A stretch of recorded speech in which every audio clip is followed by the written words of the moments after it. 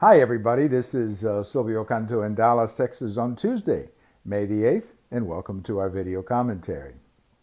Today we're going to talk about Vice President Pence and Cuba. Vice President Pence made a very good speech recently.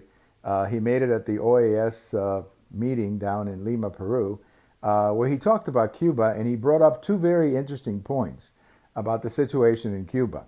The first one, of course, is that he pretty much called the Cuba election a sham election by basically saying that the Cuban people had absolutely no input on deciding who was going to be their next leader. In fact, they didn't.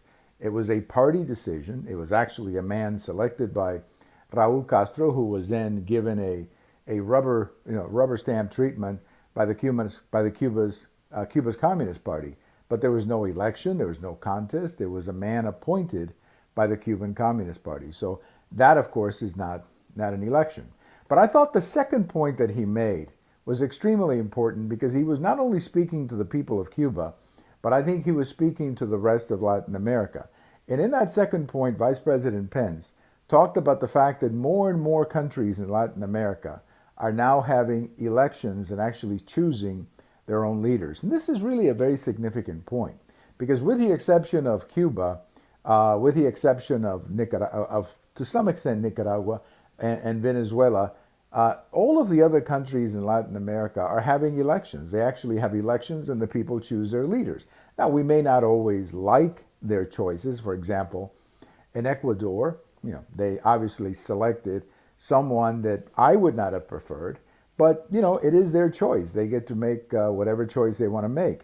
But I think the point the vice president was making is that more and more people in Latin America are getting to participate in their future by selecting their leaders, whereas the people of Cuba don't have that choice. And I think it's a very important point because it reinforces the illegitimacy of the Cuban government, a Cuban government that has never been elected or selected by the people of Cuba in a free election.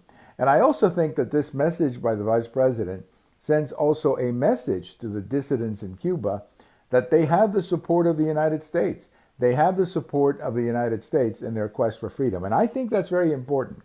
We all remember when President Reagan made that famous remark about, the evil empire and the evil empire. A lot of people in the West, some people in the West, thought that was kind of a silly, dumb thing to do by Reagan.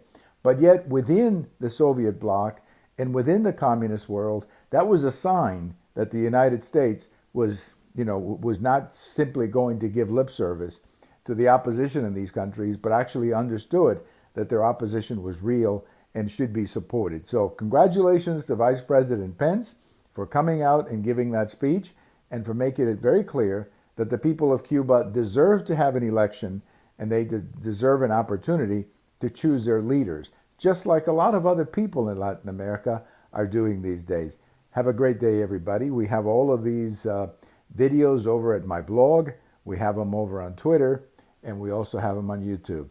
Have a great day, everybody.